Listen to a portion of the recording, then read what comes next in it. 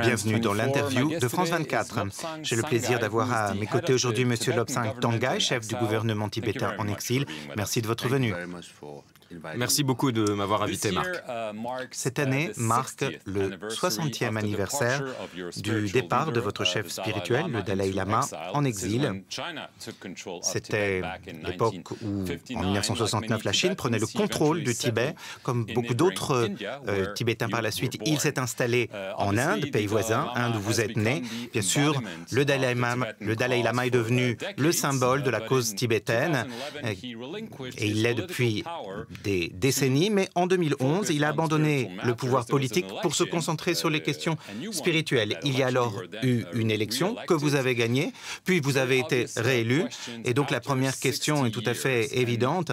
Au bout de 60 années, et vu aujourd'hui la montée en puissance diplomatique et économique de la Chine, il y a beaucoup d'observateurs qui aujourd'hui pensent que le rêve d'un Tibet autonome est plus éloigné qu'il ne l'a jamais été. Et je ne suis pas d'accord avec ce que vous dites. Si vous vous intéressez aux années 50 et 60, notre pays a été occupé à ce moment. Et nombreux sont ceux qui nous ont passés par pertes et profits. Et dans les années 60 et 70, presque personne ne parlait du Tibet. Mais depuis la fin des années 80 et des années 90, eh bien, cela fait 60 ans. Aujourd'hui, je suis bien là, ici, dans votre studio. Je voyage dans le monde entier pour parler du Tibet. Et cela veut dire que nous sommes toujours vivants, que nous sommes toujours debout.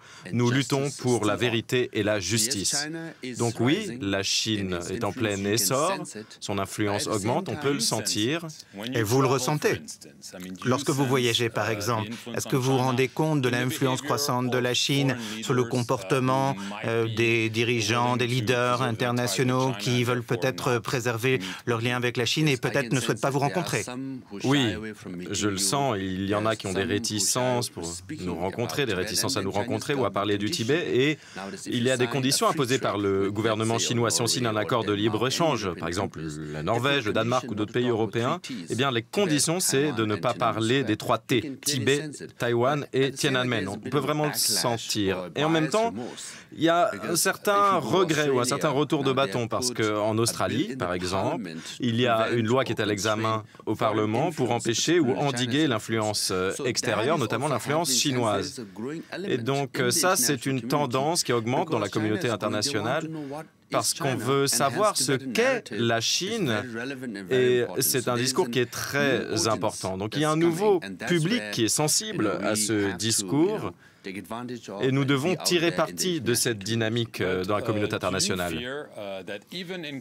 Mais craignez-vous que même dans des pays où le Dalai Lama, votre chef spirituel, avait été reçu aux États-Unis, par exemple, car il a été souvent reçu à la Maison-Blanche, il y a également du changement. Certains ont dit qu'ils craignaient que l'administration Trump ne finance pas l'assistance au Tibet. Ce serait un gros revers de fortune pour le Tibet. On a entendu parler de cela. Est-ce que si c'était le cas, ce serait une très mauvaise chose pour votre pays? Au bout du compte, la cause tibétaine, c'est la cause du peuple tibétain.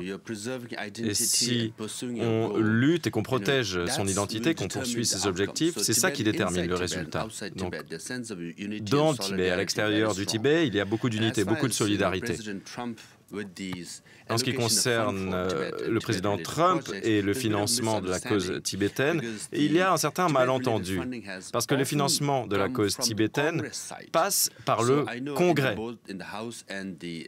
Et donc, au sein de la Chambre des représentants et du Sénat, il y a un projet de loi qui affirme que le financement ne peut pas atteindre un niveau inférieur à celui de l'année dernière. Donc, s'il est négocié, nous aurons le même niveau de financement.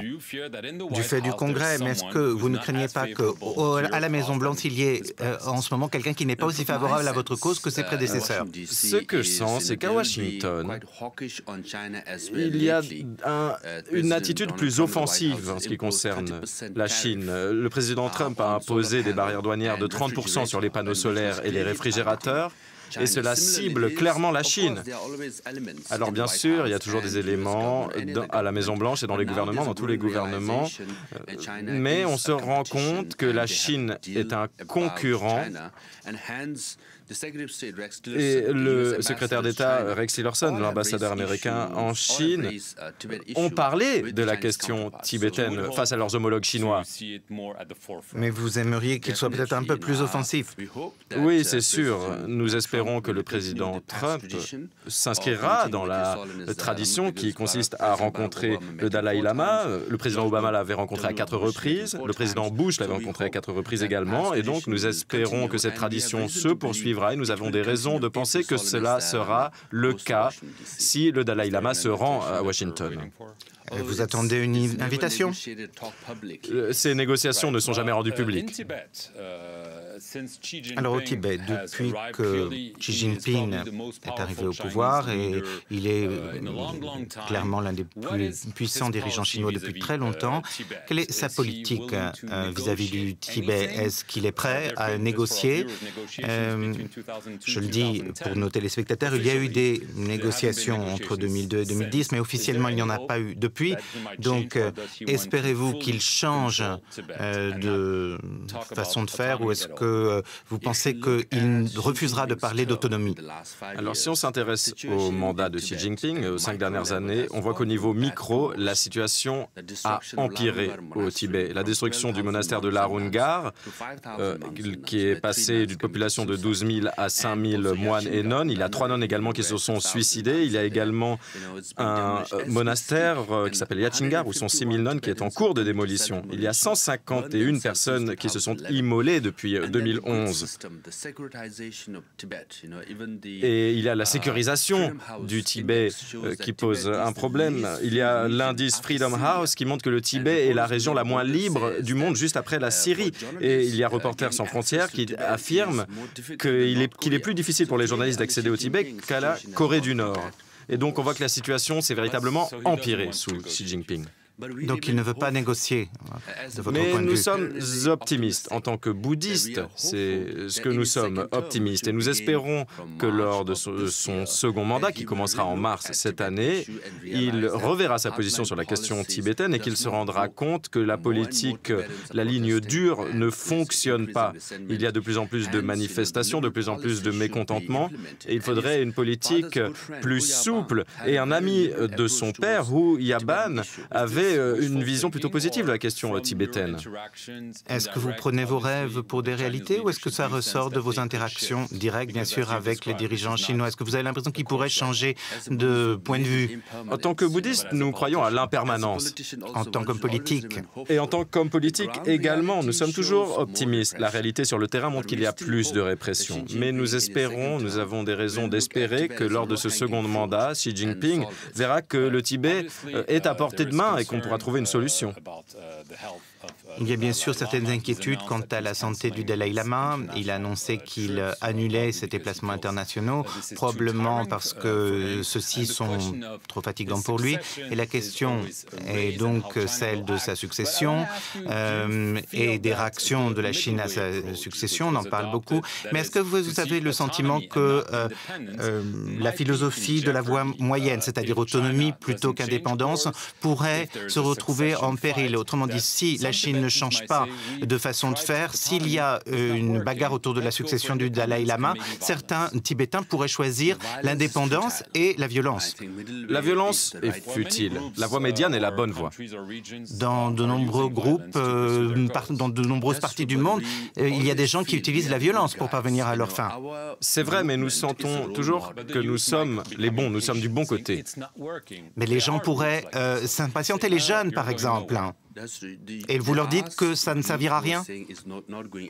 C'est vrai, mais il n'y a aucune organisation, aucun jeune qui défend la violence. Toute violence est futile. Nous poursuivons toujours la voie non violente. Et la voie médiane est une politique qui vise à rechercher une véritable autonomie pour le peuple tibétain dans le cadre de la constitution chinoise.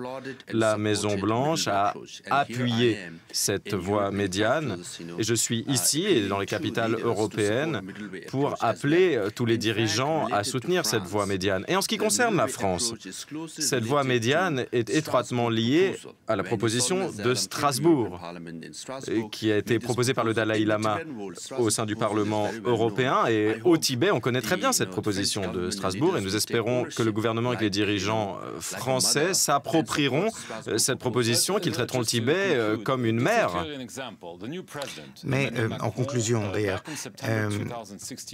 en septembre 2016, le président Macron a rencontré le Dalai Lama. Il n'était ni président ni même candidat à l'époque. Entre-temps, il est allé en Chine, visite officielle, et il a dit « je ne parlerai pas des droits de l'homme parce que ce n'est pas productif ». Et il n'est pas prévu qu'il rencontre le Dalai Lama. Les présidents précédents en France ont toujours évité de le rencontrer, en tout cas en public. Est-ce que ce n'est pas l'illustration de la situation délicate dans laquelle vous êtes? Tant qu'on n'est pas au pouvoir, on est ravi de se faire photographier avec le Dalai Lama, mais dès qu'on est au pouvoir, on l'oublie et on oublie le Tibet.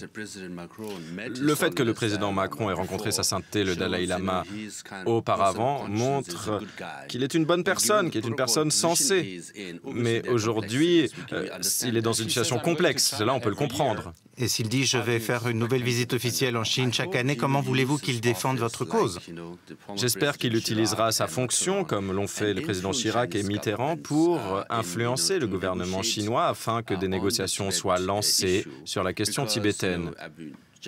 Car, comme vous le savez, Jacques Chirac et le président Mitterrand ont joué un rôle central pour faire en sorte que les envoyés précédents du Dalai Lama puissent se rendre en Chine et entamer des négociations avec leurs homologues chinois. Et nous espérons que la visite annuelle de Macron en Chine lui permettra de pousser Xi Jinping à négocier, qu'il pourra jouer son rôle. La proposition de Strasbourg porte un nom français. Nous espérons que la France pourra traiter le Tibet comme une mère son enfant. Sur ces paroles pleines de sagesse, je vous remercie d'être venu sur notre plateau.